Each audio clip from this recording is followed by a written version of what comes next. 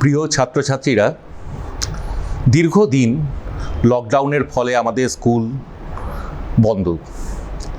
এই অবস্থায় যাতে আমাদের জেলার ছাত্রছাত্রীরা শিক্ষার দিক দিয়ে পিছিয়ে না পড়ে, সেই জন্য মাননীয় জেলা সমাহর্তা মহাশয় মালদা জেলা ডিস্ট্রিক্ট এবং মাননীয় বিদ্যালয় পরিদর্শক মহাশয় মাধ্যমিক স্তরের দুজনের উদ্যোগে কেবল লাইনের মাধ্যমে ছাত্রছাত্রীদের কাছে যাতে শিক্ষা ব্যবস্থা পৌঁছে দেওয়া সম্ভব হয়, সেই উদ্যোগে আমি নিজেকে সামিল করতে পেরে গর্ব অনুভব করছি। এই দীর্ঘকাল যে লকডাউন, এর থেকে এই মুহূর্তে পরিত্রাণ পাওয়ার কোনো পথ আমরা দেখতে পাচ্ছি না। তার মধ্যেও যতটুকুভাবে পারা যায় আমরা চেষ্টা করছি ছাত্রছাত্রীদের কাছে শিক্ষার আলো পৌঁছে দেওয়ার জন্য। আজকে ভৌতবিজ্ঞানের দশম শ্রেণীর পরিবেশের জন্য ভাবনা অধ্যায়টির ওপর তোমাদেরকে শিক্ষাদান করব।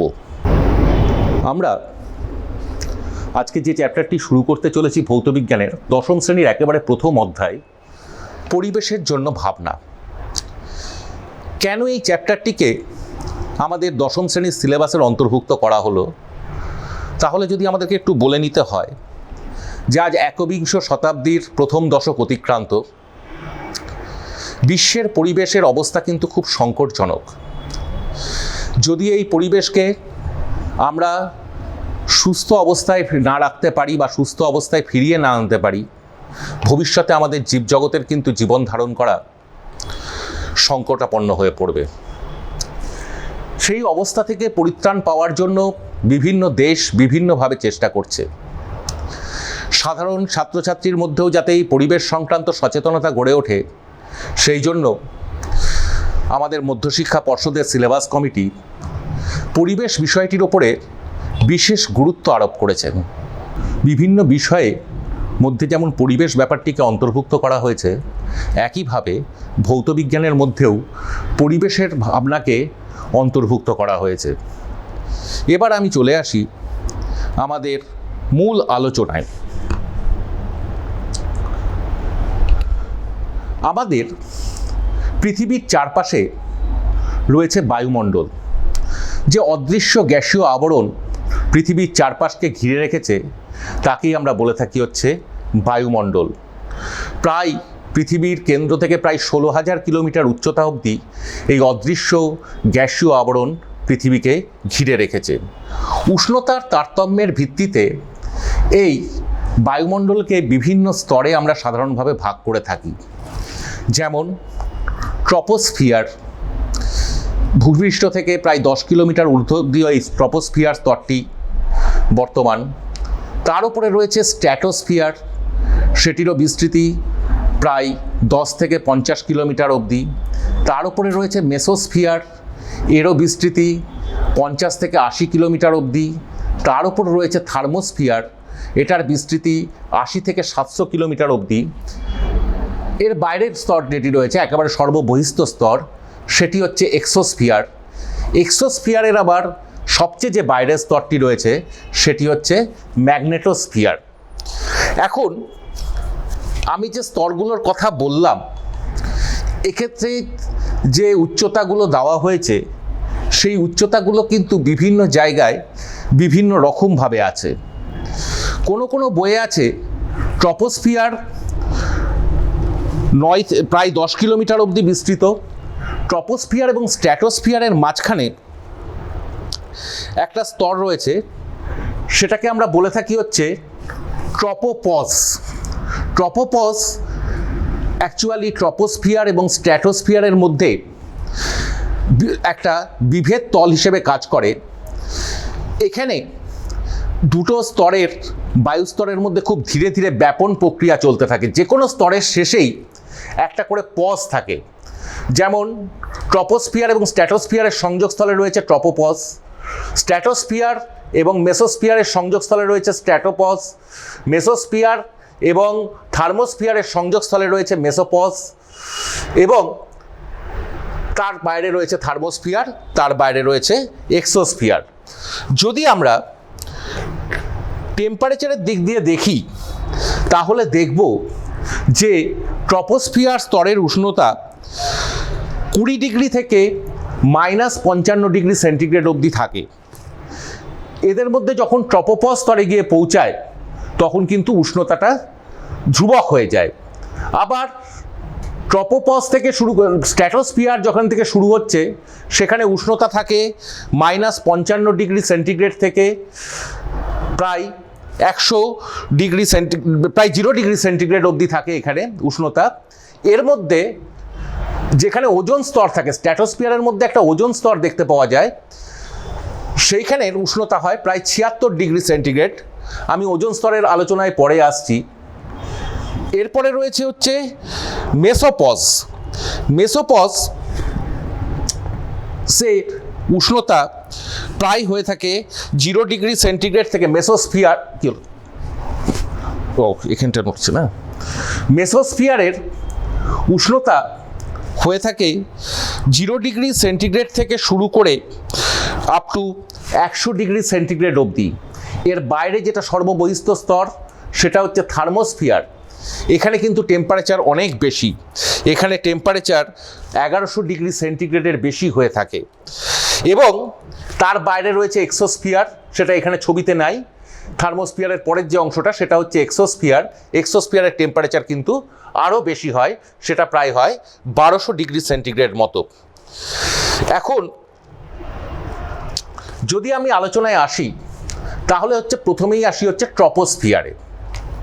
ট্রপোস্ফিয়ার হচ্ছে বায়ুমণ্ডলের সবচেয়ে নিম্নের স্তর হচ্ছে ট্রপোস্ফিয়ার, যেখানে আমরা সমস্ত জীবজগৎ এবং প্রাণীরা সবাই বসবাস করি।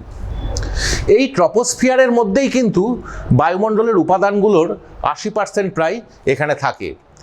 এই ট্রপোস্ফিয়ারের মধ্যেই কিন্তু ঝড় ঝঞ্ঝা,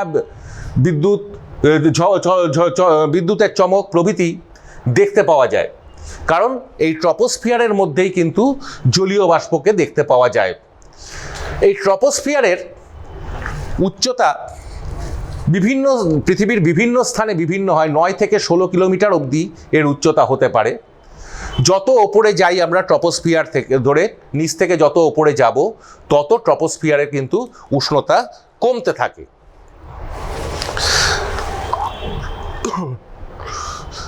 এরপরে স্তরটা যেটা সেটা হচ্ছে স্ট্র্যাটোস্ফিয়ার। স্ট্র্যাটোস্ফিয়ারে হয়ে থাকে প্রায় 50 কিলোমিটার থেকে প্রায় স্ট্র্যাটোস্ফিয়ারের উচ্চতা হয়ে থাকে প্রায় 16 কিলোমিটার থেকে 50 কিলোমিটার অবধি যে বায়ুস্তর সেটা হচ্ছে স্ট্র্যাটোস্ফিয়ার। এটা হচ্ছে ট্রপোস্ফিয়ার স্তরের ঠিক ওপরের অংশ। এই অংশে কিন্তু এই জায়গাটা কিন্তু খুব শান্ত থাকে, এখানে ঝড় বৃষ্টি বজ্রপাত ইত্যাদি কিন্তু দেখতে পাওয়া যায় না। সেই জন্য সাধারণত বড় বড় প্লেনগুলো এই লেয়ারের মধ্যে দিয়ে, স্ট্র্যাটোস্ফিয়ারের মধ্যে দিয়ে জেট প্লেনগুলো চলাচল করে। তার কারণ হচ্ছে যে এই স্তরে বায়ুর ঘনত্ব কম থাকার জন্য প্লেনগুলো কম ঘর্ষণ বলের সম্মুখীন হয়, এবং যেহেতু এখানে ঝড় ঝঞ্ঝার হয় না সেই জন্য তাদের যাত্রাপথটা অনেক বেশি সুগম হয়। সেই জন্য কম জ্বালানি ব্যবহার করে এখানে তারা অতি দ্রুত বেগে উড়ে যেতে পারে। এই স্ট্র্যাটোস্ফিয়ারের মধ্যেই আমি আগে দেখিয়েছি যে স্ট্র্যাটোস্ফিয়ারের মধ্যে থাকে হচ্ছে ওজোন স্তর। ওজোন স্তরটা কি এবং সেটা কিভাবে কাজ করে? এই ওজোন স্তর থাকে স্ট্র্যাটোস্ফিয়ারের মধ্যে ভূমি থেকে প্রায় 20 থেকে 30 কিলোমিটার উচ্চতার মধ্যে এই ওজোন স্তরটা থাকে। এই ওজোন স্তর আমাদেরকে পৃথিবীতে যে আল্ট্রাভায়োলেট রে, সৌর কিরণের মাধ্যমে যে আল্ট্রাভায়োলেট রে পৃথিবীতে আসছে সূর্যরশ্মির মাধ্যমে, সেটা থেকে রক্ষা করে। স্ট্র্যাটোস্ফিয়ারের মধ্যে অবস্থিত যে ওজোন লেয়ার সেটা হচ্ছে ইউভি রেকে পৃথিবীতে আসতে বাধা দেয়। যদি ইউভি রে অতিরিক্ত পরিমাণ ইউভি রে যদি আমাদের এখানে পৃথিবীতে এসে পৌঁছাতো তাহলে আমরা বিভিন্ন রকম রোগে আক্রান্ত হতাম, বিশেষত স্কিন ক্যান্সার, চোখের ছানি ইত্যাদি বিভিন্ন রোগে আমরা আক্রান্ত হতাম। এছাড়া ইউভি রে পৃথিবী পৃষ্ঠে এসে যদি পৌঁছাতো তাহলে পৃথিবী পৃষ্ঠকে উত্তপ্ত করে তুলতো, পৃথিবীর উষ্ণতা আরও বাড়িয়ে দিত। এর পাশাপাশি উদ্ভিদের সালোক সংশ্লেষ ব্যাহত হতো এবং সামুদ্রিক যে সমস্ত প্রাণী যেমন প্ল্যাঙ্কটন বা উদ্ভিদ যেগুলো আছে প্ল্যাঙ্কটন বা অন্যান্য প্ল্যাঙ্কটনকে ঘিরে যে বাস্তুতন্ত্র সেগুলো কিন্তু ভীষণভাবে ক্ষতিগ্রস্ত হতো, কারণ আল্ট্রাভায়োলেট রের উপস্থিতিতে সালোক সংশ্লেষ প্রক্রিয়া কিন্তু বাধাপ্রাপ্ত হয়।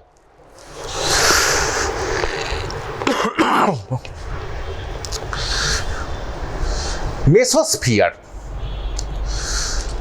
এটা হচ্ছে আমাদের বায়ুমণ্ডলের তৃতীয় স্তর। এই মেসোস্ফিয়ারের উচ্চতা প্রায় হয়ে থাকে 45 থেকে 90 কিলোমিটার অবধি। এখানে টেম্পারেচার কিন্তু খুব ভ্যারি করে, -120 থেকে শুরু করে ম্যাক্সিমাম টেম্পারেচার কিন্তু 27 ডিগ্রি সেন্টিগ্রেড অবধিও হতে পারে। মেসোস্ফিয়ার কি করে? মেসোস্ফিয়ার আমাদের পৃথিবীর বায়ুমণ্ডলে যে উল্কাগুলো প্রবেশ করে, উল্কা বা ছোট ছোট গ্রহাণু যে প্রবেশ করে, সেগুলো যখন এই মেসোস্ফিয়ার স্তরে প্রবেশ করে তখন তার মেসোস্ফিয়ারের যে বায়ুস্তর রয়েছে তার সাথে ঘর্ষণে সেগুলো উত্তপ্ত হয়ে ওঠে এবং জ্বলে গিয়ে শেষ হয়ে যায়। যদি মেসোস্ফিয়ারে এই ঘটনাটা না ঘটতো, এগুলো যদি পৃথিবী পৃষ্ঠে এসে পৌঁছাতো, তাহলে কিন্তু আমরা ভয়াবহ ক্ষতির সম্মুখীন হতে পারতাম। এই যে এখানে দেখানো হয়েছে যে শুটিং স্টার মানে উল্কা যখন পড়ে তখন মেসোস্ফিয়ারের মধ্যে দিয়ে যাওয়ার সময় সেটা মেসোস্ফিয়ারের মধ্যে জ্বলে পুড়ে ছাই হয়ে যায়।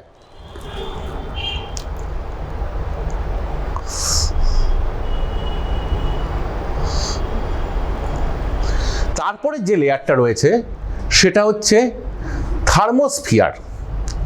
থার্মোস্ফিয়ারের উচ্চতা প্রায় 90 থেকে 300 কিলোমিটার। যত ওপরে যাওয়া যায় থার্মোস্ফিয়ারের মধ্যে টেম্পারেচার কিন্তু তত বাড়তে থাকে এবং এখানকার টেম্পারেচার আমি আগেই বলেছি যে 1100 ডিগ্রি সেন্টিগ্রেডের বেশি হয়ে থাকে থার্মোস্ফিয়ারের উষ্ণতা। এই থার্মোস্ফিয়ারের মধ্যেই একটি অংশ হচ্ছে আয়নোস্ফিয়ার। আয়নোস্ফিয়ার মানে এখানকার যে গ্যাসগুলো থাকে সেই আয়নোস্ফিয়ারের গ্যাসগুলো আয়নিত অবস্থায় থাকে। এই আয়নোস্ফিয়ার থেকেই আমরা যে রেডিও তরঙ্গ পাঠাই বা বেতার তরঙ্গ পাঠাই সেটা প্রতিফলিত হয়ে পৃথিবীতে ফিরে আসে এবং এই আয়নোস্ফিয়ার স্তরে যে গ্যাস অণুগুলো আয়নিত অবস্থায় থাকে সেই জন্যই কিন্তু এখানে আমরা বিভিন্ন সময় উত্তর গোলার্ধের উত্তর মেরুতে বা দক্ষিণ গোলার্ধের দক্ষিণ মেরুতে কুমেরু প্রভা বা সুমেরু প্রভা আমরা দেখতে পাই। উত্তর গোলার্ধে যখন দেখতে পাই তখন সেটাকে বলি আমরা সুমেরু প্রভা বা অরোরা বোরিয়ালিস, এবং যখন দক্ষিণ গোলার্ধে আমরা দেখতে পাই দক্ষিণ মেরু অঞ্চলে তখন সেটাকে বলি আমরা কুমেরু প্রভা বা অরোরা অস্ট্রিয়ালিস। এখানে আমরা এরকম একটা অরোরার ছবি দেখিয়েছি, আমি পরের স্লাইডে যাচ্ছি, সেখানেও এরকম একটা অরোরার ছবি রয়েছে। এটা উত্তর গোলার্ধে অরোরা বোরিয়ালিসের একটা ছবি।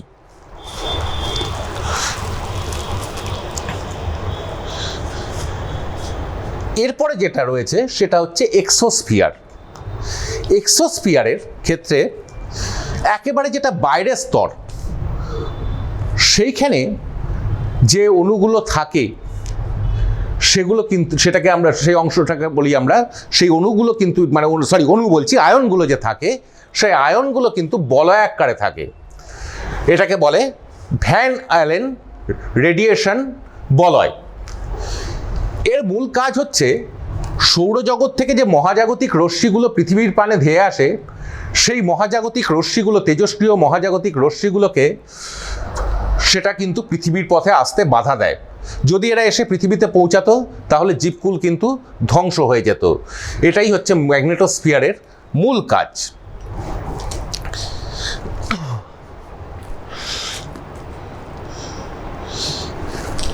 এইখানে আমরা এই ছবিতে যেটা দেখিয়েছি যে পৃথিবী পৃষ্ঠ থেকে যত ওপরে যাওয়া যায় বায়ুস্তরের মধ্যে দিয়ে, যত ওপরে আমরা যাব তত হচ্ছে বায়ুর চাপ কমতে থাকে।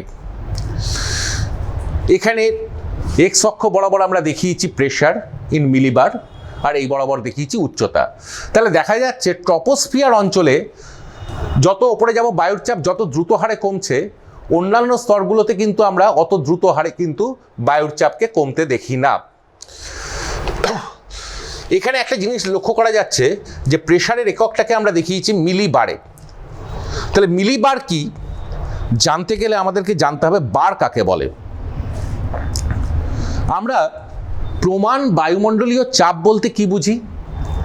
প্রমাণ বায়ুমণ্ডলীয় চাপ বলতে আমরা যেটা বুঝি যে 0 ডিগ্রি সেন্টিগ্রেড উষ্ণতায় 45 ডিগ্রি অক্ষাংশ উত্তর বা দক্ষিণ সমুদ্রপৃষ্ঠে 76 সেন্টিমিটার পারস্তম্ভ যে চাপ প্রদান করে সেটাকে আমরা বলে থাকি হচ্ছে 1 বার বা 1 টর। এবার 1000 মিলিবারে হয়ে থাকে 1 বার। তাহলে আমি কি বললাম যে 45 ডিগ্রি উত্তর বা দক্ষিণ অক্ষাংশে 0 ডিগ্রি সেন্টিগ্রেড উষ্ণতায় 76 সেন্টিমিটার উচ্চতার পারস্তম্ভ যে চাপ প্রয়োগ করে সেটাকে আমরা বলে থাকি 1 টর বা 1 বার। এটাকে বলা হয় প্রমাণ বায়ুমণ্ডলীয় চাপ।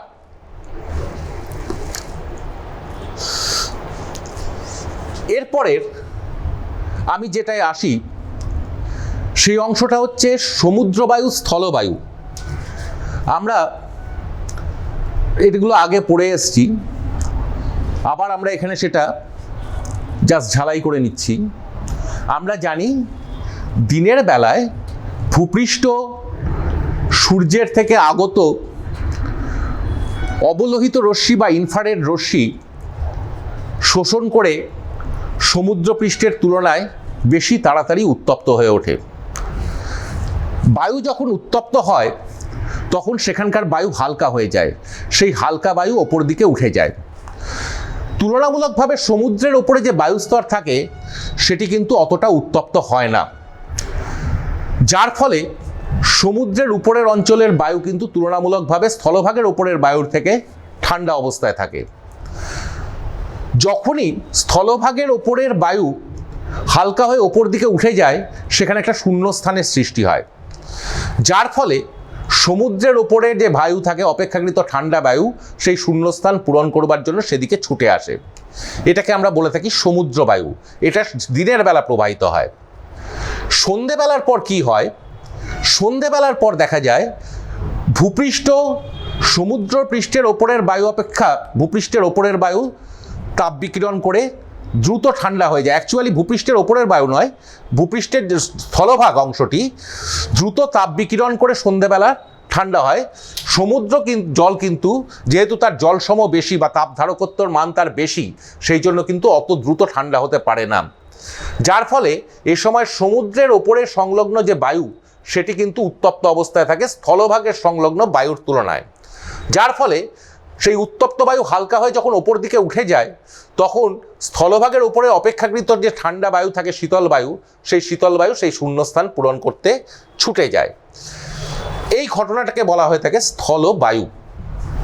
তাহলে আমরা দেখলাম যে সমুদ্র বায়ু আসে হচ্ছে দিনের বেলা, আর স্থলভাগ থেকে যে বায়ু সমুদ্রের দিকে ছুটে যায় বা স্থলবায়ু যেটাকে আমরা বলি সেটা ঘটনাটি ঘটে সন্ধেবেলা।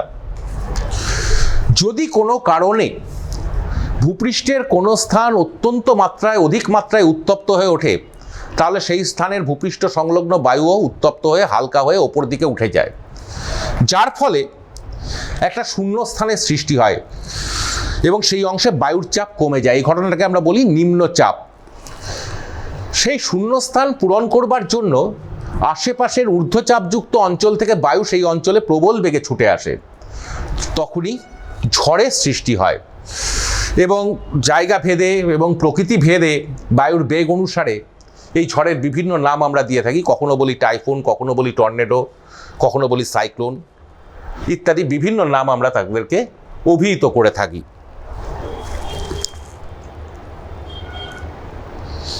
এরপরে যে ঘটনাটা আসছি আমি, সেটা হচ্ছে আমি একটু আগে ওজোন স্ফিয়ারের কথা বলছিলাম।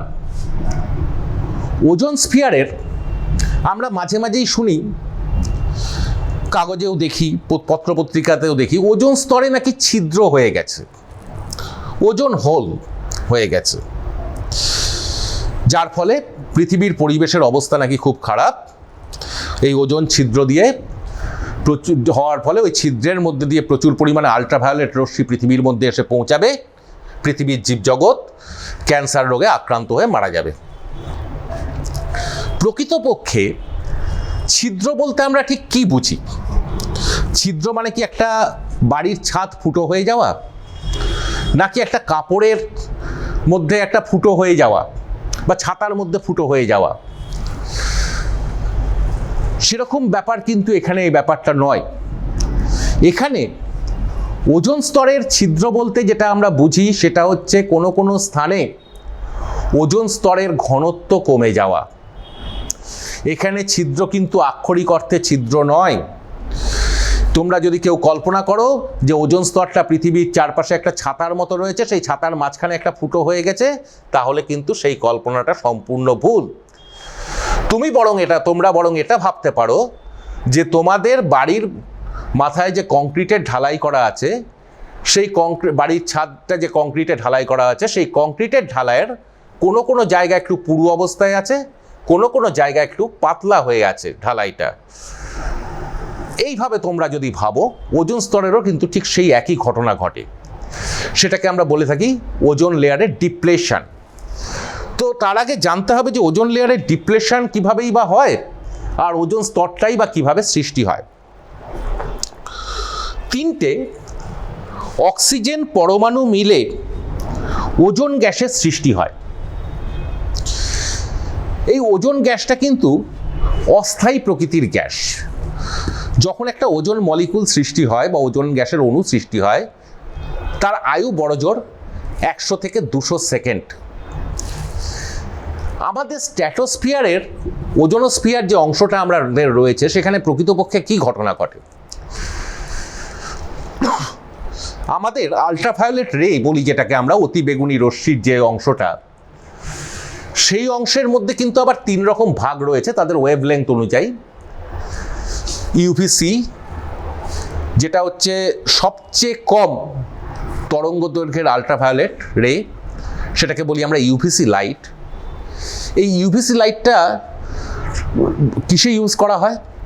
ইউভিসি লাইটটা মূলত ইউজ করা হয় জীবাণু ধ্বংসের কাজে। আমরা দেখি যে ওয়াটার ফিল্টারে আল্ট্রাভায়োলেট রে লাইট ইউজ করা হয়।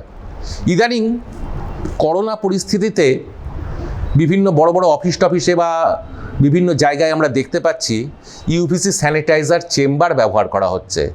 সেখানে প্রকৃতপক্ষে কি করা হয়? ইউভিসি লাইটের সাহায্যে জীবাণুকে ধ্বংস করা হয়। ইউভিসি লাইটের একটা প্রভাব রয়েছে, ক্ষতিকারক প্রভাব হচ্ছে যে, সেটা ইউভিসি লাইটের ক্ষতিকারক প্রভাব বলবো না, এক্ষেত্রে ভালো প্রভাবই সেটা হচ্ছে যখন কোনো মাইক্রো অর্গানিজম বা অণুজীবের ওপর ইউভিসি লাইট ফেলা হয়, তখন সেটা তার ডিএনএ বা আরএনএর গঠনকে ধ্বংস করে দেয়, যার ফলে সেই ভাইরাস বা ব্যাকটেরিয়ার অস্তিত্ব কিন্তু আর থাকতে পারে না।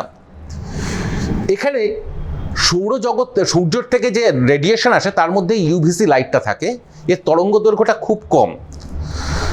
যত তরঙ্গ দৈর্ঘ্য কম হবে, তত কিন্তু সেই লাইটের শক্তি কিন্তু তত বেশি হবে।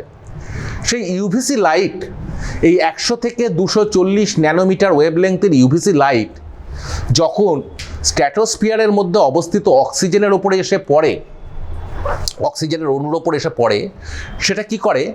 অক্সিজেন অণুকে 2টো অক্সিজেন পরমাণুতে ভেঙে দেয়। এই একটা অক্সিজেন পরমাণু যখন আবার একটা অক্সিজেন অণুর সাথে গিয়ে সংঘাতের হয়, তখন 3টে অক্সিজেন পরমাণু মিলে কিন্তু ওজোনের অণু গঠন করে।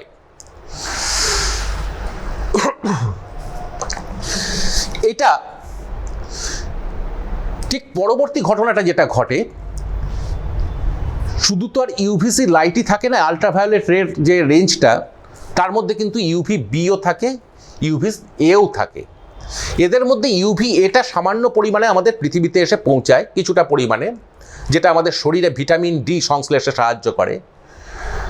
আর ইউভি বি রে যে রেটা থাকে, যেটার কিনা ওয়েভলেংথ 240 ন্যানোমিটার থেকে প্রায় 315 ন্যানোমিটার, এই ওয়েভলেংথের লাইটটা যখন আবার ওজন পরমাণুর ওজন অণুর ওপরে এসে পড়ে, তখন সেটা কি করে, ওজন অণুটাকে পুনরায় অক্সিজেন পরমাণু এবং অক্সিজেন অণুতে কিন্তু ভেঙে দেয়। তার মানে দেখা যাচ্ছে আমাদের স্ট্র্যাটোস্ফিয়ারে একই সাথে ওজন অণুর যেমন সৃষ্টি হচ্ছে অক্সিজেন থেকে, অনুরূপভাবে ঠিক ওই একই সময়ে কিন্তু ওজন অণু ভেঙে গিয়ে আবার পুনরায় অক্সিজেন অণুর সৃষ্টি করছে। এই প্রক্রিয়াটার দুটো প্রক্রিয়ার মধ্যে যদি সাম্য বজায় থাকে, অর্থাৎ যে পরিমাণে ওজন অণু সৃষ্টি হচ্ছে এবং যে পরিমাণে ওজন অণু ধ্বংস হয়ে অক্সিজেন পরমাণু সৃষ্টি হচ্ছে, দুটোর মধ্যে যদি সাম্য বজায় থাকে, তাহলে ওজন স্তরের ঘনত্ব বা গাঢ়ত্বের কিন্তু কোনো রকম পরিবর্তন হওয়ার কথা নয়। কিন্তু বাস্তবে দেখা যাচ্ছে যে হারে ওজনের অণু সৃষ্টি হচ্ছে, সেই হারে কিন্তু তার চেয়ে কিন্তু বেশি হারে ওজন অণু ধ্বংস হচ্ছে। তার কারণটা কি? যার জন্য ওজন স্তরের ঘনত্ব বা গাঢ়ত্ব কমে যাচ্ছে কোনো কোনো জায়গায়। মূল কারণটা হচ্ছে কিন্তু আমাদের মনুষ্য সৃষ্ট কারণ। মনুষ্য সৃষ্ট কারণ হচ্ছে আমরা এক সময় প্রচুর পরিমাণে ক্লোরোফ্লুরোকার্বন, যার বাণিজ্যিক নাম হচ্ছে ফ্রেয়ন, প্রচুর পরিমাণে আমরা এক সময় ব্যবহার করেছি। এটা এমনি নিষ্ক্রিয় গ্যাস, কৃত্রিমভাবে তৈরি করা হয়। কোথায় ব্যবহার করেছি? বিভিন্ন এয়ার কন্ডিশনে, মেশিনে, রেফ্রিজারেটরে একসময় প্রচুর পরিমাণে আমরা ব্যবহার করেছি। এই ক্লোরোফ্লুরোকার্বন যখন ব্যাপন প্রক্রিয়ার মাধ্যমে ওজন স্তরে গিয়ে পৌঁছাচ্ছে, তখন সেখানে কি ঘটনাটা ঘটে? ক্লোরোফ্লুরোকার্বনের মধ্যে দুরকম ক্লোরোফ্লুরোকার্বন থাকে।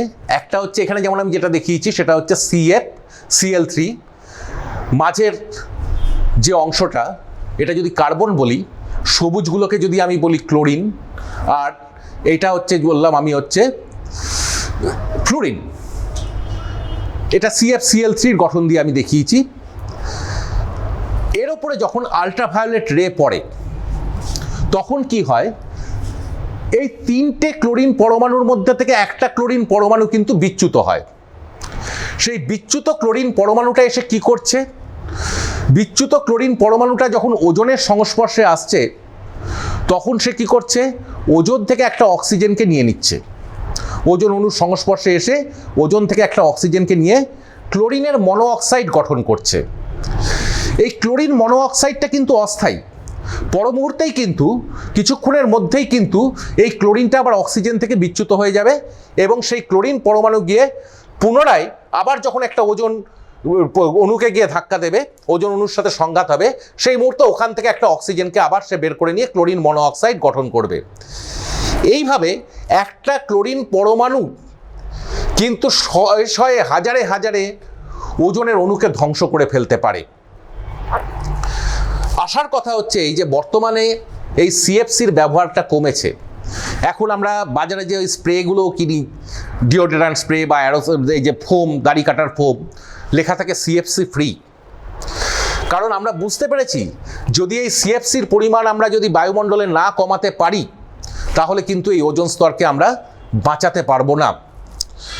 আরেকটা কারণে ওজন স্তর ধ্বংস হয়, এই যে এখানটায় আমি যেমন দেখিয়েছি যে ক্লোরোফ্লুরোকার্বনের মাধ্যমে কিভাবে ওজন স্তর ধ্বংস হচ্ছে। এটা আরেকটা ছবি। এখানে আল্ট্রাভায়োলেট রেডিয়েশনের UVC রেটা এসে পড়ছে, একটা ক্লোরিন পরমাণু কিন্তু বেরিয়ে আসছে, আর এদিকে হয়ে গেল CFCl2।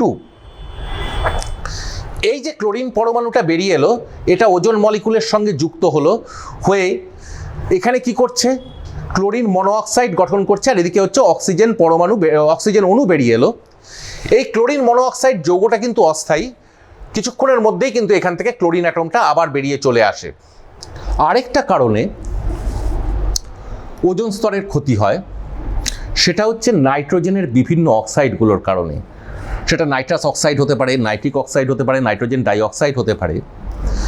এর উৎসটা কোথায়? এর উৎসটা হচ্ছে এই নাইট্রিক অক্সাইডের যে মূল উৎস সেটা হচ্ছে কিন্তু আমরা যে পেট্রোলিয়াম জাতীয় জ্বালানিগুলো পোড়াই সেখান থেকে কিন্তু এই নাইট্রিক অক্সাইডটা বেরিয়ে আসে। এবং এর পাশাপাশি আকাশে যে বিদ্যুৎ স্ফুলিঙ্গ দেখতে পাওয়া যায় সেখানেও কিন্তু এরকম নাইট্রোজেনের অক্সাইডগুলো সেখান থেকেও কিন্তু এরকম সৃষ্টি হয়। এই নাইট্রিক অক্সাইড কি করে? নাইট্রিক অক্সাইড যখন ওজনের সাথে বিক্রিয়া করে তখন প্রথমে তৈরি করে নাইট্রোজেন ডাইঅক্সাইড এবং অক্সিজেন। দ্বিতীয় ধাপে এই নাইট্রোজেন ডাইঅক্সাইড ওজন থেকে যে অক্সিজেনটা মুক্ত হলো সেটার সঙ্গে যুক্ত হয়ে তৈরি করে নাইট্রিক অক্সাইড এবং অক্সিজেন। তার মানে আলটিমেটলি দেখা যাচ্ছে যে নাইট্রিক অক্সাইড ওজনকে ভেঙে দিচ্ছে। কিসে ভেঙে দিচ্ছে? নাইট্রিক অক্সাইড ওজনকে নাইট্রোজেন ডাইঅক্সাইড এবং অক্সিজেনে ভেঙে দিচ্ছে, দিয়ে পুনরায় নাইট্রোজেন ডাইঅক্সাইড আবার যখন মুক্ত অক্সিজেন পরমাণুর সঙ্গে যুক্ত হচ্ছে তখন তৈরি করছে নাইট্রিক অক্সাইড এবং অক্সিজেন। এর মূল উৎসটাই হচ্ছে আমরা যে পেট্রোল পুড়াচ্ছি বা খনিজ তেল পুড়াচ্ছি সেখান থেকে এই নাইট্রোজেনের অক্সাইডগুলো কিন্তু বেরিয়ে আসে এবং সেটাও কিন্তু ওজোন স্তরের প্রভূত ক্ষতি সাধন করে। এখানে আরেকটা দেখানো হয়েছে যে নাইট্রাস অক্সাইড তার সঙ্গে যখন অক্সিজেন পরমাণু যুক্ত হয় তখন তৈরি করছে নাইট্রিক অক্সাইড, এখানে ইউভি লাইট অনুঘটক হিসেবে কাজ করে এবং এই নাইট্রিক অক্সাইড আবার ওজনের সঙ্গে যুক্ত হয়ে তৈরি করছে নাইট্রোজেন ডাইঅক্সাইড এবং অক্সিজেন। তাহলে আমরা বুঝতে পারলাম যে ওজোন স্তরের ক্ষতি সাধন করে মূলত নাইট্রোজেনের বিভিন্ন অক্সাইডগুলো এবং ক্লোরোফ্লোরোকার্বন জাতীয় গ্যাসগুলো। এর মধ্যে ক্লোরোফ্লোরোকার্বন জাতীয় গ্যাসের ব্যবহার আমরা অনেক কমিয়ে আনতে পেরেছি, কিন্তু নাইট্রোজেন ডাইঅক্সাইড বা নাইট্রোজেনের অক্সাইডগুলোকে ব্যবহার কিন্তু আমরা এখনও কমাতে পারিনি। কারণ পেট্রোলিয়াম জাতীয় পণ্য যে প্লেন যা চলে, প্লেন গাড়ি যাই চলুক না কেন, সবগুলো থেকেই কিন্তু নাইট্রোজেনের বিভিন্ন রকমের অক্সাইডগুলো কিন্তু নির্গত হয়। সেগুলো ব্যাপন প্রক্রিয়ায় গিয়ে ট্রপোস্ফিয়ারের মধ্যে দিয়ে যখন স্ট্র্যাটোস্ফিয়ার স্তরে গিয়ে তারা পৌঁছাচ্ছে সেখানে গিয়ে কিন্তু তারা ওজোন স্তরের প্রভূত ক্ষতি সাধন করছে। আমি এইখানটায় যেটা দেখাতে চেয়েছি, এটা দেখানোর একটাই উদ্দেশ্য হচ্ছে এই যে ছাত্রদের মনে ওজোন স্তরের ছিদ্র সম্বন্ধে যে ধারণা আছে সেটাকে ভাঙার জন্যই আমি মূলত এই গ্রাফটা দেখিয়েছি। এটা হচ্ছে দক্ষিণ মেরুতে আমরা প্রায়ই শুনি ওজোন স্তরে ছিদ্র দেখা দিয়েছে। অ্যাকচুয়ালি ছিদ্র দেখা যায় না, সময়ের সাথে সাথে ওজোন স্তরের গাঢ়ত্ব বাড়ে বা কমে।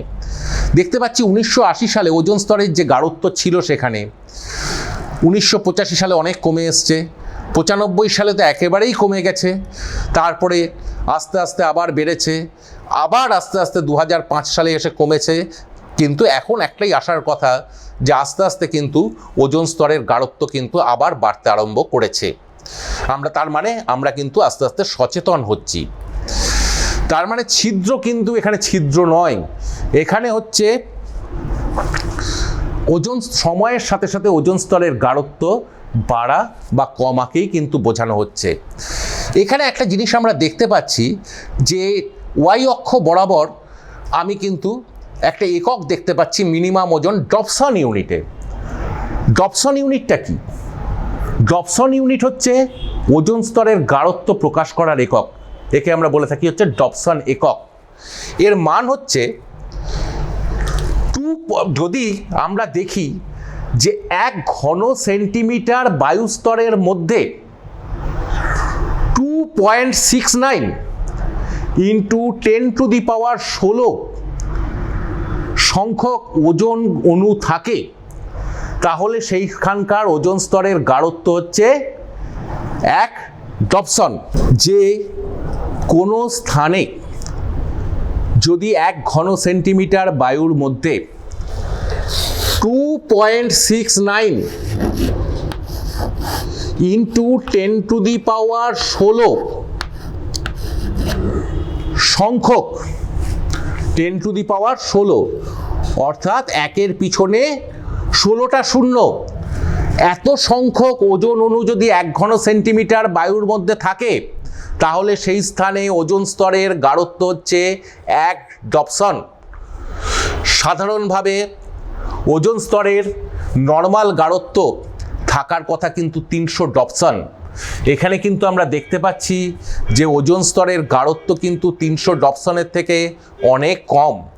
সেই জন্য এই ওজোন স্তরের গাঢ়ত্ব বাড়াবার ব্যাপারে আমাদেরকে যত্নশীল হতে হবে। কিভাবে আমরা যত্নশীল হতে পারি?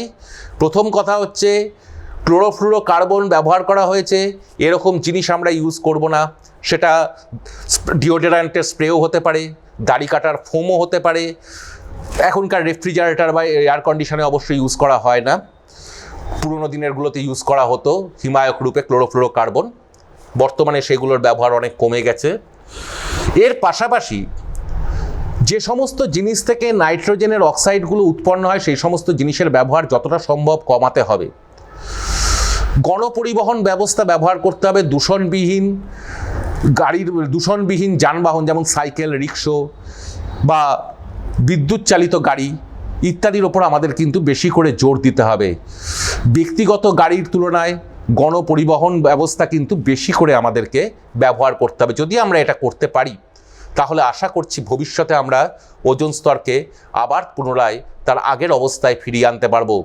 কারণ আমরা যদি এই সমস্ত জিনিসগুলো আমরা নিজেদের জীবনে অনুসরণ করে চলি তাহলে বায়ুতে নাইট্রোজেনের বিভিন্ন অক্সাইডের পরিমাণও আস্তে আস্তে কমতে থাকবে। এরপরে যেটা আসছে সেটা হচ্ছে এই চ্যাপ্টারের অন্যতম একটা ইম্পর্টেন্ট বিষয় হচ্ছে green house effect. Green house effect এটা নিয়ে অনেক কিছু বলার আছে। এটা নিয়ে যেটা মূলত বলার আছে যে আমরা বেশ কতগুলো ছবি দেখতে পাচ্ছি। এখানে একটা ছবি, এখানে একটা ছবি, এখানে একটা ছবি। এগুলো কিন্তু আমাদের প্রচলিত পাঠ্য বইয়ের বিভিন্ন ধরনের ছবি। বিভিন্ন পাঠ্য বইয়ে এরকম বিভিন্ন রকমের ছবি ইউজ করা হয়েছে এবং তার সাথে একটা অ্যানালজি আমাদেরকে খুব করে ভালো করে বোঝানো হয় ছোটোর থেকেই। মানে এটা বোধহয় সারা জীবনই হয়ে এসছে।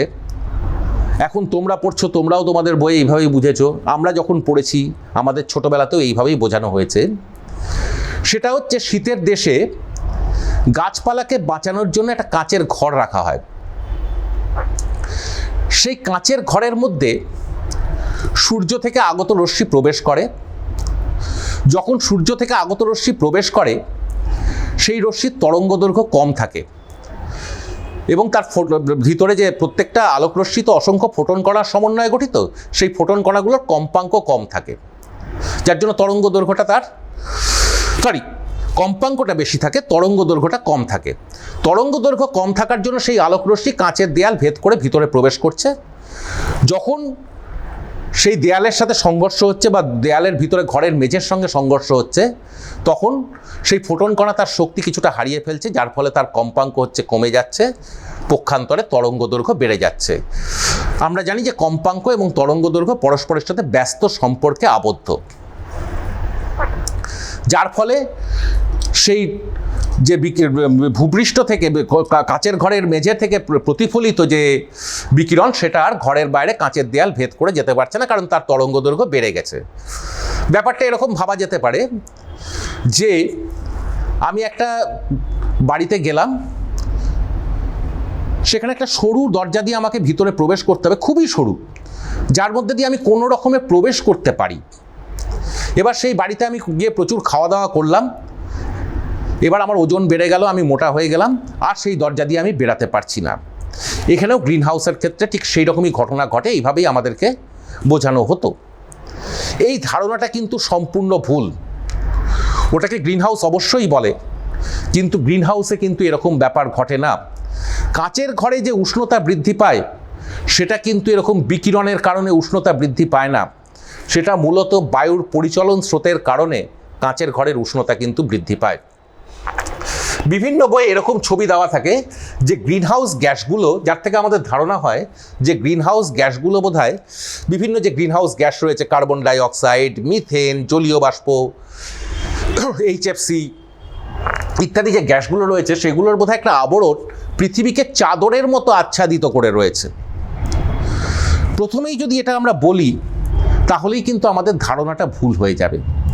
অ্যাকচুয়ালি গ্যাসের যে অণুগুলো তারা কখনোই এরকম নিরবচ্ছিন্নভাবে পরস্পরের সঙ্গে যুক্ত হয়ে এরকম চাদর বা কোনো স্তর গঠন করে না।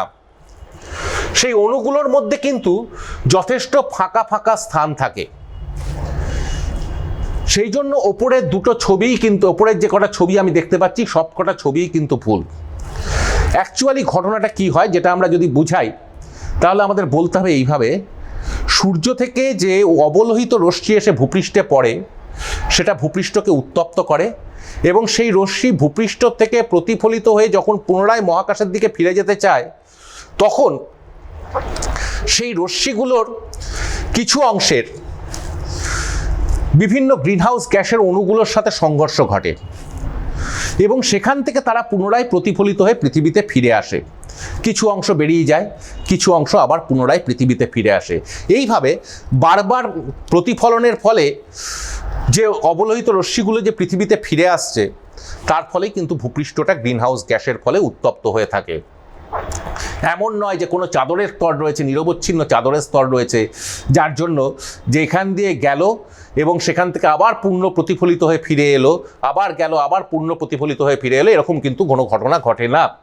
প্রকৃতপক্ষে যদি এগুলোকে আমি ধরে নিই গ্রিনহাউস গ্যাসের অণু, তাহলে দেখা যাবে আলোক রশ্মি এসে পড়ছে এবং সেটা গিয়ে গ্রিনহাউস গ্যাসের অণুতে ধাক্কা খাচ্ছে, খেয়ে পুনরায় আবার পৃথিবী পৃষ্ঠে ফিরে আসছে। যার ফলে যে ইনফ্রারেড রশ্মি যতটা পৃথিবীতে এসে পড়লো সবটা কিন্তু পুনরায় মহাশূন্যে বিলীন হয়ে যেতে পারে না, যার ফলে পৃথিবীর উষ্ণতা কিন্তু বৃদ্ধি পায়। এর দুটো দিক আছে, একটা উপকারী দিক আছে, একটা অপকারী দিক আছে। উপকারী দিক কি? যদি এই গ্রিনহাউস এফেক্ট না থাকতো তাহলে পৃথিবী কিন্তু তুষার যুগে চলে যেত, আমরা জীবজগতের কোনো প্রাণী বাঁচতে পারতাম না, উদ্ভিদের বৃদ্ধি ব্যাহত হতো, উদ্ভিদও বাঁচত না, অনেক উদ্ভিদও বাঁচত না, ফসল ফুলতো না, কৃষিকাজ হতো না। সুতরাং এটা গ্রিনহাউসের উপকারী দিক। অপকারী দিকটা কোথায়? অপকারী দিক হচ্ছে এইভাবে যদি ভূপৃষ্ঠের উষ্ণতা ক্রমাগত বৃদ্ধি পেতে থাকে তাহলে আমাদের মেরু অঞ্চলে যে বরফগুলো রয়েছে, বরফের স্তূপ আকারে রয়েছে, সেই বরফগুলো ক্রমশ গলতে আরম্ভ করবে, যার ফলে সমুদ্রপৃষ্ঠের উষ্ণতা প্রচুর পরিমাণে বাড়বে। যার ফলে সমুদ্রপৃষ্ঠের উষ্ণতা বাড়লে কি হবে? আমাদের যেগুলো নিচু জায়গা বা উপকূলবর্তী এলাকা সেগুলো হচ্ছে সমুদ্রের জলে প্লাবিত হবে, সেখানকার মানুষজন গৃহহীন হবে, সেখানকার যে কৃষি জমিগুলো সেগুলো ওই লবণাক্ত জলের প্রভাবে অনুর্বর হয়ে পড়বে, সেখানে ভবিষ্যতে আর চাষাবাদ করা যাবে না। বিভিন্ন অংশ যে নিচু লো ল্যান্ডগুলো, আমাদের সমুদ্র উপকূলবর্তী যে লো ল্যান্ড বা নিম্নভূমিগুলো রয়েছে সেগুলো কিন্তু জলের তলায় তলিয়ে যাবে, প্রচুর মানুষের কিন্তু প্রাণহানি ঘটবে, শস্যের ক্ষতি হবে, গৃহহীন হয়ে পড়বে। সেই জন্য গ্রিনহাউস গ্যাসেরও কিন্তু যে গ্রিনহাউস এফেক্ট, এটাকেও কিন্তু আমাদেরকে কমিয়ে আনা দরকার। কিভাবে আমরা কমাতে পারি এই গ্রিনহাউস এফেক্টের কুফলটা? প্রচুর পরিমাণে গাছপালা লাগাতে হবে। আমরা জানি যে গ্রিনহাউস এফেক্টের অন্যতম মূল কারণ হচ্ছে কার্বন ডাই অক্সাইড। এই কার্বন ডাই অক্সাইডকে দুটো গুড অ্যাবজর্বার হচ্ছে, একটা হচ্ছে সমুদ্রের জল আর একটা হচ্ছে গাছপালা। যদি ক্রমাগত উষ্ণতা বাড়তে থাকে তাহলে কিন্তু সমুদ্রের জলও যে প্রচুর পরিমাণে কার্বন ডাই অক্সাইড শোষণ করে, অতটা পরিমাণ কার্বন ডাই অক্সাইড গ্যাস কিন্তু তার মধ্যে ধরে রাখতে পারবে না। গাছপালা তো এমনিতেই কার্বন ডাই অক্সাইড গ্যাস সালোক সংশ্লেষের সময় শোষণ করে আমাদের পরিবেশের ভারসাম্য বজায় রাখতে সাহায্য করে। এর পাশাপাশি কি করতে হবে? জীবাশ্ম জ্বালানির ব্যবহার আমাদেরকে কমাতে হবে, কারণ জীবাশ্ম জ্বালানি পুড়ালে সেখানে থেকে প্রচুর পরিমাণে কার্বন ডাই অক্সাইড গ্যাসের সৃষ্টি হয়। এর পাশাপাশি কি করতে হবে? এর পাশাপাশি আমাদেরকে যেটা করতে হবে সেটা হচ্ছে বিভিন্ন পোলট্রি ফার্মগুলো, ডেয়ারি ফার্ম, যেগুলো গরু, মোষ, শুয়োর ইত্যাদি পালন করা হয়, এই জাতীয় এদের পাকস্থলী থেকে প্রচুর পরিমাণে মিথেন গ্যাস উৎপন্ন হয়। আমরা যদি এদের প্রতিপালনটা কমিয়ে আনি, আমরা যদি এদের মাংসগুলো খাওয়া ছেড়ে দিই, তাহলে অবশ্যই এই ডেয়ারি ফার্মগুলোতে এদেরকে চাষ করা বন্ধ হবে, কমে আসবে, বন্ধ হবে বলবো না, কমে আসবে। তার ফলেও কিন্তু প্রকৃতিতে মিথেন গ্যাসের পরিমাণ কমবে, যার ফলেও কিন্তু গ্রিনহাউস এফেক্টের পরিমাণটা আস্তে আস্তে কমে আসবে।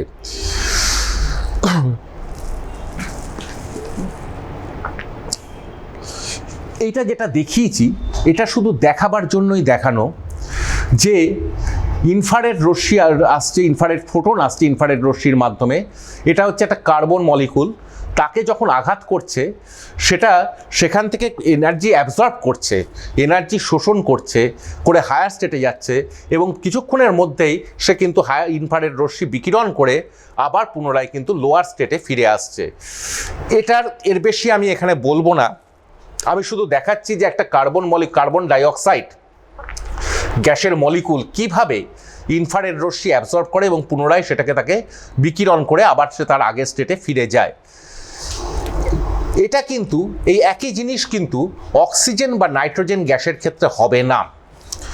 এটা ক্লাস 10-এর লেভেলে শুধু এটুকুই জেনে রাখা প্রয়োজন যে অক্সিজেন বা নাইট্রোজেনের ক্ষেত্রে এই একই ঘটনা ঘটে না। এরা এইভাবে ইনফ্রারেড রশ্মি অ্যাবজর্ব করতে, রশ্মির মধ্যে উপস্থিত ফোটন কণাকে অ্যাবজর্ব করতে পারে না বা এরকমভাবে রেডিয়েশন ঘটাতে পারে না। সেই জন্য অক্সিজেন নাইট্রোজেন কিন্তু গ্রিন হাউস গ্যাস নয়। এটা কিন্তু পরিষ্কার মাথায় ঢুকিয়ে নিতে হবে যে কোনো অবস্থাতেই অক্সিজেন নাইট্রোজেন গ্যাসের কিন্তু এরকম ভাইব্রেশন হয় না বা সেখান থেকে এরকম ইনফ্রারেড রেডিয়েশন বেরিয়ে আসে না। কারণ এটাতে আমার এই জায়গাতে এর চেয়ে বেশি বলার স্কোপ ক্লাস 10-এ আমার নাই। তাহলে অনেক কথা বলতে হয়, মলিকুলার স্পেকট্রোস্কোপি বলতে হয়, ডাইপোল মোমেন্ট বলতে হয়, সিমেট্রিক ভাইব্রেশন, অ্যাসিমেট্রিক ভাইব্রেশন ইত্যাদি নানা কথা বলতে হবে। সেটা কিন্তু ক্লাস 10-এর ছাত্রের পক্ষে কিছুতেই বোঝা সম্ভব নয়। এরপরে যে অংশটায় আমরা আসছি সেটা হচ্ছে জ্বালানি। জ্বালানি বলতে আমরা কি বুঝি? আমরা দৈনন্দিন জীবনে গৃহস্থ কাজে বা বিভিন্ন কাজে যে সমস্ত বস্তুকে পুড়িয়ে বা দহনের মাধ্যমে তাপ এবং আলো পাই তাদেরকে আমরা বলে থাকি হচ্ছে জ্বালানি। জ্বালানিকে আমরা বিভিন্নভাবে ভাগ করতে পারি। একরকম জ্বালানির ভৌত অবস্থার ভিত্তিতে জ্বালানিকে আমরা সাধারণত 3 ভাগে ভাগ করতে পারি: কঠিন, তরল এবং গ্যাসীয়। কঠিন জ্বালানি বলতে আমরা কি বুঝি? যেমন কয়লা, কাঠ কয়লা, এগুলো হচ্ছে কঠিন জ্বালানি। তরল জ্বালানি কোনগুলো? পেট্রোল, ডিজেল, কেরোসিন, এগুলো হচ্ছে তরল জ্বালানি। গ্যাসীয় জ্বালানি কোনগুলো? গ্যাসীয় জ্বালানি হচ্ছে আমরা যে বাড়িতে ব্যবহার করি, এলপিজি গ্যাস, সিএনজি ইত্যাদিগুলো হচ্ছে গ্যাসীয় জ্বালানি। তাহলে জ্বালানিকে তার ভৌত অবস্থার পরিপ্রেক্ষিতে আমরা 3 ভাগে ভাগ করতে পারি। একটা হচ্ছে কঠিন, একটা হচ্ছে তরল এবং আরেকটা হচ্ছে গ্যাসীয়। এর বাইরে জ্বালানিকে আমরা আরও অনেকভাবে ভাগ করতে পারি, যেমন কার্বন যুক্ত জ্বালানি, কার্বন বিহীন জ্বালানি। যে সমস্ত জ্বালানির মধ্যে কার্বন থাকে তাদেরকে আমরা বলি কার্বনযুক্ত জ্বালানি, যেমন কয়লা কার্বনযুক্ত জ্বালানি। আর কার্বনবিহীন জ্বালানি কোথায়? নিউক্লিয়ার রিঅ্যাক্টরে আমরা যে আইসোটোপ ব্যবহার করছি ইউরেনিয়ামের, সেটা হচ্ছে কার্বনবিহীন জ্বালানি। এর বাইরে প্রাকৃতিক জ্বালানি থাকে, কৃত্রিম জ্বালানি থাকে। প্রাকৃতিক জ্বালানি কোনটা? যে জ্বালানিটাকে আমি সরাসরি প্রকৃতি থেকে আরোহণ করে ব্যবহার করছি সেটা হচ্ছে প্রাকৃতিক জ্বালানি, যেমন খনিজ তেল, কয়লা, এগুলো হচ্ছে প্রাকৃতিক জ্বালানি। কৃত্রিম জ্বালানি কোনগুলো? যেগুলো কিনা প্রাকৃতিক জ্বালানির থেকে পরিশোধনের মাধ্যমে তৈরি করা হয়, যেমন পেট্রোল, গ্যাসোলিন ইত্যাদি, এগুলো হচ্ছে কৃত্রিম জ্বালানি। জ্বালানির গুণমান, কোন জ্বালানি ভালো কোন জ্বালানি খারাপ, সেটা নির্ভর করে তার তাপন মূল্যের ওপর। কীরকমভাবে নির্ভর করে? তাপন মূল্য কাকে বলে? প্রতি একক আয়তন জ্বালানি পুড়ালে বা প্রতি একক ভরের জ্বালানি পুড়ালে যে পরিমাণ তাপ উৎপন্ন হয় তাকে বলা হয়ে থাকে জ্বালানির তাপন মূল্য। যে জ্বালানির তাপন মূল্য যত বেশি সেই জ্বালানি তত উৎকৃষ্ট।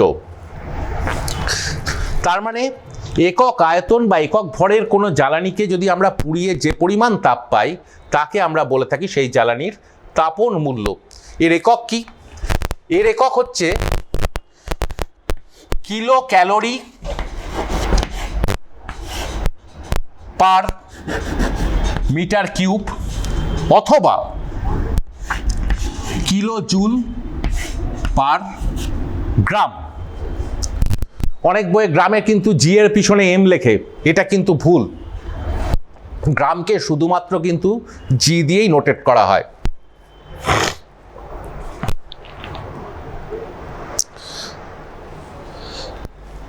এরপরে যে অংশটা আছে আমাদের এই চ্যাপ্টারে সেটা হচ্ছে শক্তির উৎস। শক্তিকে আমরা দুভাগে ভাগ করতে পারি, একটাকে বলি আমরা প্রচলিত শক্তি বা অনবীকরণযোগ্য শক্তি, আরেকটা হচ্ছে নবীকরণযোগ্য শক্তি বা অপ্রচলিত শক্তি। অনবীকরণযোগ্য শক্তি বলতে আমরা অ্যাকচুয়ালি কি বুঝে থাকি? অনবীকরণযোগ্য শক্তি মানে যে শক্তিগুলো একবার ব্যবহার করলে পুনরায় আর ব্যবহার করা যায় না। এর মধ্যে যেটা রয়েছে সেটা হচ্ছে মূলত রয়েছে জীবাশ্ম জ্বালানি। ভূপৃষ্ঠের নিচে দীর্ঘদিন যাবৎ গাছপালা, প্রাণী ইত্যাদি চাপা পড়ে থেকে ভূপৃষ্ঠের প্রচণ্ড তাপে এবং চাপে এবং বিভিন্ন ব্যাকটেরিয়ার উপস্থিতিতে সক্রিয়তার ফলে এরা জীবাশ্ম জ্বালানিতে পরিণত হয়েছে। এই জীবাশ্ম জ্বালানিগুলো কিন্তু কয়েক লক্ষ বছর ধরে তৈরি হয়েছে, রাতারাতি কিন্তু তৈরি হয়নি। আমরা সভ্যতার উন্নতির সাথে সাথে প্রচুর পরিমাণে এই জীবাশ্ম জ্বালানি কিন্তু ব্যবহার করে ফেলেছি অলরেডি। যে জিনিস তৈরি হতে কয়েক লক্ষ বছর লেগেছে, কয়েক কোটি বছর লেগেছে, সেটা কিন্তু আমরা কয়েকশো বছরের মধ্যে প্রায় শেষ করে ফেলেছি। তার মানে এই জিনিস যদি শেষ হয়ে যায় তাহলে তো আর একে তাকে ব্যবহার করা যাবে না। আর কোথায় পাবো আমরা? উদাহরণস্বরূপ যেটা বলা যেতে পারে যে আমাদের পৃথিবীতে বছরে যে বিদ্যুতের চাহিদা তার 80% বিদ্যুৎ কিন্তু উৎপন্ন করা হয় এই জীবাশ্ম জ্বালানি থেকে। তাহলে এই জীবাশ্ম জ্বালানিকে আমাদেরকে কিন্তু ভবিষ্যতের জন্য সংরক্ষণ করতে হবে এবং তার সাথে একইভাবে উন্নয়নকেও এগিয়ে নিয়ে যেতে হবে। অর্থাৎ ভবিষ্যৎ প্রজন্মের জন্য এই যে জীবাশ্ম জ্বালানির সংরক্ষণ বা শক্তির সংরক্ষণ এবং তার সাথে একইভাবে উন্নয়নকে ব্যাহত না করে ভবিষ্যতের পথে এগিয়ে চলা, এটাই কিন্তু স্থিতিশীল উন্নয়নে শক্তির ব্যবহার সম্বন্ধে আমাদেরকে একটা ধারণা দেয়। স্থিতিশীল উন্নয়নও যেমন চলবে, শক্তিকেও তেমনি যথাযথভাবে ব্যবহার করা হবে, শক্তির যথাযথ সংরক্ষণও করতে হবে। সেই জন্য বর্তমানে আমরা কিন্তু নবীকরণযোগ্য শক্তি বা অপ্রচলিত শক্তির ওপরে কিন্তু বেশি গুরুত্ব আরোপ করেছি। অপ্রচলিত শক্তির মধ্যে কোনগুলো রয়েছে? এই শক্তিগুলোর মূল বৈশিষ্ট্য হচ্ছে যে এই শক্তিগুলো ব্যবহার করলেও পুনরায় তাকে পুনরুৎপাদন করা যায়। যেমন রয়েছে জোয়ার ভাটার শক্তি, বায়ু শক্তি, জলবিদ্যুতের শক্তি, সৌরবিদ্যুতের শক্তি, জিওথার্মাল এনার্জি বা ভূপৃষ্ঠীয় তাপকে ভূগর্ভের তাপকে কাজে লাগিয়ে বিদ্যুৎ উৎপাদন করা ইত্যাদি বিভিন্ন রকম শক্তিগুলো রয়েছে। এর পাশাপাশি রয়েছে যেগুলো আমাদের বর্জ্য পদার্থ, সেখান থেকে তাপ উৎপাদন করে তার মাধ্যমে শক্তি উৎপন্ন করা, সেগুলো কিন্তু সবই কিন্তু রিনিউয়েবল এনার্জি, কারণ এগুলো কিন্তু অফুরন্ত, এগুলো প্রকৃতি আমাদের দেয়। যেমন জলবিদ্যুৎ শক্তিকে আমরা কিভাবে কাজে লাগাতে পারি? পাহাড়ি নদীতে বাঁধ সৃষ্টি করে সেই বাঁধের মধ্যে জল ধরে রেখে উচ্চস্থানে সেই জলকে টারবাইনের মধ্যে ওপরে যখন ফেলা হয় তখন তার সাহায্যে টারবাইন ঘুরিয়ে আমরা বিদ্যুৎ উৎপন্ন করতে পারি। ফটোভোল্টিক সেলে সূর্যের রশ্মি যখন এসে পড়ে তখন সেখানে তড়িৎ উৎপন্ন হয়, সেই তড়িৎকে ব্যাটারির মধ্যে সঞ্চিত করে রেখে ভবিষ্যতে আমরা সেটাকে পুনরায় ব্যবহার করতে পারি। জিওথার্মাল এনার্জিতে কি করা হয়? ভূগর্ভের মধ্যে যেখানে আগ্নেয়গিরি থাকে বা খনি থাকে সেখানে সাধারণত তাপের পরিমাণ খুব বেশি থাকে, সেখানে কি করা হয়?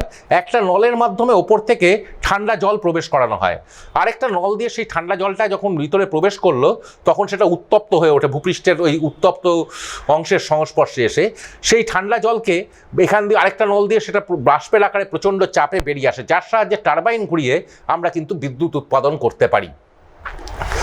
বায়ু শক্তিকেও আমরা কাজে লাগাতে পারি, বায়ু শক্তির সাহায্যে বড় বড় টারবাইন ঘুরিয়ে আমরা কিন্তু বিদ্যুৎ উৎপাদন করতে পারি। সাধারণত এই বায়ু শক্তিকে কাজে লাগিয়ে সমুদ্র উপকূলবর্তী অঞ্চলগুলোতে যেখানে প্রচুর বায়ু প্রবাহ সেখানে কিন্তু বিদ্যুৎ উৎপাদন করা হয়। বিশেষত তামিলনাড়ু অঞ্চলে এই বায়ু শক্তির ব্যবহার রয়েছে। এই সৌরবিদ্যুতের ব্যবহার কিন্তু যে আমাদের সুন্দরবন অঞ্চলে, এছাড়া যেখানে সূর্যের কিরণ প্রচুর পাওয়া যায় এরকম রাজ্যগুলো যেমন রাজস্থান, গুজরাট ইত্যাদি অংশে কিন্তু এই সৌরবিদ্যুতের ব্যবহার রয়েছে। অর্থাৎ যেখানে প্রচলিত পদ্ধতিতে বিদ্যুৎ উৎপাদন করায় বারণ রয়েছে, যেমন সুন্দরবনের বাস্তুতন্ত্র বিঘ্নিত হবে বলে সেখানে কিন্তু তাপবিদ্যুৎ ব্যবহার করা যায় না, সেই সব অঞ্চলে কিন্তু এরকম সৌর বিদ্যুৎ ব্যবহার করার হয়ে থাকে। এর পাশাপাশি কি করা হয়, আমরা যে দৈনন্দিন জীবনে যে বিভিন্ন বর্জ্য পদার্থ যেগুলো আমরা ফেলে দিই, সেই বর্জ্য পদার্থগুলোকে পুড়িয়েও তাপ উৎপাদন করা হয়। সেই তাপের সাহায্যে কিন্তু আমরা রান্নাবান্নাও যেমন করতে পারি, তার পাশাপাশি কিন্তু তড়িৎ শক্তিও উৎপাদন করতে পারি। সেগুলোকে এর পাশাপাশি যেগুলো থাকে, আমরা জানি যে গাছ সালোক সংশ্লেষ প্রক্রিয়ায় খাদ্য তৈরি করে। সেই গাছ যখন মরে যায় তখন গাছের যে ডালপালা, তার মধ্যে শর্করা, কার্বোহাইড্রেট বা স্টার্চ বা কার্বোহাইড্রেট এগুলো প্রচুর পরিমাণে সঞ্চিত অবস্থায় থাকে। তাকে পুড়িয়েও আমরা প্রচুর পরিমাণে তাপ পেয়ে থাকি। তার সাহায্যে রান্নাবান্না আমরা করে থাকি, তার সাহায্যে আমরা জল ফুটিয়ে বাষ্প করে তার সাহায্যেও আমরা টারবাইন ঘুরিয়ে বিদ্যুৎ উৎপাদন করতে পারি। সেটাকে বলা হয় উদ্ভিদের বায়োমাস শক্তি। এর পাশাপাশি বিভিন্ন রকমের গাছ রয়েছে যেগুলো থেকে আমরা বায়োডিজেল প্রস্তুত করি, যেমন জ্যান্থ্রোফা গাছের বীজ থেকে আমরা যে বায়োডিজেল পাই, সেই বায়োডিজেলকে আমরা কাজে লাগাই। এর পাশাপাশি এই ভারতবর্ষেই হয়েছে, মথুরাতে, দিল্লির পাশে মথুরাতেই হয়েছে। সেখানে কি করা হয়, যে প্লাস্টিকগুলো আমরা বর্জ্য হিসেবে ফেলে দিচ্ছি, সেই প্লাস্টিক থেকে কিন্তু সেখানে ডিজেল তৈরি করা হচ্ছে। এইভাবে কিন্তু আমরা যেগুলো অপ্রচলিত শক্তি সেগুলোর ব্যবহার বাড়িয়ে প্রচলিত শক্তির ব্যবহার কমাতে পারি। এর পাশাপাশি এইভাবে আমরা কিন্তু আমাদের পৃথিবীর যে পরিবেশ, সেই পরিবেশকে সুস্থ রাখতে পারি এবং তাকে আবার পুনরায় তার আগের অবস্থায় ফিরিয়ে আনতে পারি। এই হচ্ছে আমাদের এই চ্যাপ্টারের এতক্ষণ যা পড়ালাম, সেটা হচ্ছে এই চ্যাপ্টারের মূল কথাগুলো বললাম আমি। একটা কথা সবসময় ছাত্রছাত্রীদের বলি যে তোমরা কিন্তু ভৌতবিজ্ঞান পড়ার সময় বইটাকে খুঁটিয়ে পড়বে। কারণ যদি তোমরা বইটার লাইন বাই লাইন যদি না পড়ো, ওয়ার্ড বাই ওয়ার্ড যদি না পড়ো, তাহলে কিন্তু যে ধরনের প্রশ্ন আসে সেই ধরনের প্রশ্নের উত্তর করা কিন্তু তোমাদের পক্ষে খুব কঠিন হয়ে যাবে। সেই জন্য নিজেদের ভালো রেজাল্ট করবার জন্য, পরীক্ষায় ভালো ফল করার জন্য তোমরা কিন্তু অবশ্যই, শুধু ভৌতবিজ্ঞান বলে না, যে কোনো বিষয়ই কিন্তু টেক্সট বইটাকে কিন্তু খুব ভালো মতো খুঁটিয়ে খুঁটিয়ে পড়বে। একটু আগে আমি যে কথাটা বলছিলাম, আমি তখন ওই জিনিসটা মিস করে গেছি। আমি একটা কথা বলেছিলাম যেটা নিয়ে একটা বিতর্কের অবসান বিতর্কটা আমি সেই অবসানটা ঘটিয়ে দিই। সেটা হচ্ছে, আমি একটু আগে যখন বায়ুস্তরেরগুলো পড়িয়েছিলাম তখন আমি একটা কথা বলেছিলাম যে বিভিন্ন বইতে বিভিন্ন রকম রয়েছে উচ্চতাগুলো। সেটা বই অনুসারে কিন্তু বিভিন্ন, তোমাদের বইয়ে যেটা আছে তোমরা কিন্তু সেটাই বলবে। আমি এখানে একটা ছবি দেখাচ্ছি। সাধারণত তোমাদের বইয়ে যেটা দেখানো আছে সেটা হচ্ছে যে ট্রপোস্ফিয়ারের উচ্চতা ভূপৃষ্ঠ থেকে প্রায় 10 কিলোমিটার। এরপরে হচ্ছে 10 থেকে 16 কিলোমিটার অবধি রয়েছে ট্রপোপজ। তার উপরে রয়েছে স্ট্র্যাটোস্ফিয়ার 16 থেকে 45 কিলোমিটার। তার উপরে রয়েছে মেসোস্ফিয়ার 45 থেকে 90 কিলোমিটার। থার্মোস্ফিয়ার রয়েছে 90 থেকে 500 কিলোমিটার। এবং 500 কিলোমিটারের ওপরে যে অংশটা রয়েছে সেটা হচ্ছে এক্সোস্ফিয়ার। কারণ আমার স্লাইডে যে ছবিটা দেওয়া আছে তার সাথে কিন্তু এই ছবিটা কিন্তু একটু আলাদা, কারণ ডাটাগুলোর দিক দিয়ে কিন্তু একটু আলাদা। এটা আমি বলি যে এটার কিন্তু কোনো নির্দিষ্ট কোনো মান কোথাও দেওয়া নেই। বিভিন্ন বইয়ে কিন্তু এই উচ্চতাগুলো কিন্তু বিভিন্ন দেওয়া আছে। সুতরাং তোমরা যেটা পড়বে, তোমরা সেটা করবে, সেটা হচ্ছে তোমাদের পাঠ্য বইয়ে যে মান দেওয়া আছে সেই পাঠ্য বইয়ের মানটাই কিন্তু তোমরা লিখবে।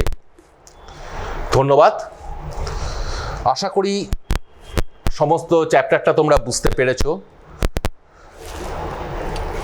এর পাশাপাশি আমি যেটুকু বললাম তার পাশাপাশি যদি তোমরা বইটাকে খুঁটিয়ে পড়ো, তাহলে আশা করি তোমাদের সমস্ত প্রশ্নের উত্তর পেতে আর কোনো অসুবিধা হবে না। ধন্যবাদ।